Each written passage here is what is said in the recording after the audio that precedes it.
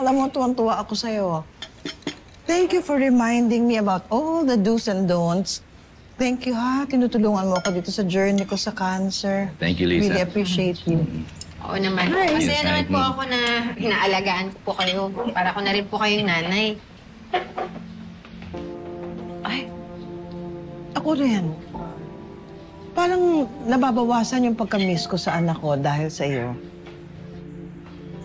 Pareho kasi kayo eh. Yung pareho kayong mabait, malambing. Ewan ko ba, pero parang napalapit yung kalooban namin sa'yo.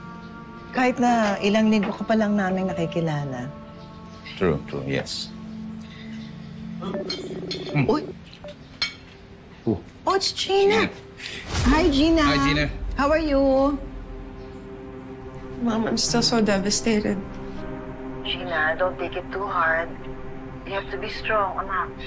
You have to be strong. Don't worry. That's all going to come to pass. Sana ma-approve na yung travel clearance namin. Para naman masamahan kita dyan. Let's hope for the best, anak.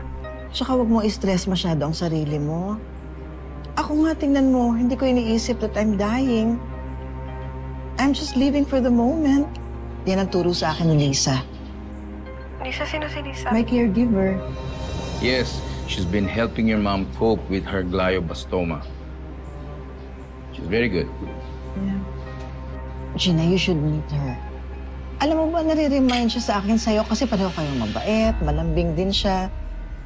At alam mo ba, napalapit na siya sa pamilya natin. Yes. Oo, kahit na ilang linggo pa lang namin siya nakikilala ni dad mo. Mabait siya. Yeah, wait, Gina. Lisa. Lisa? Lisa? Please, I want you to meet our daughter.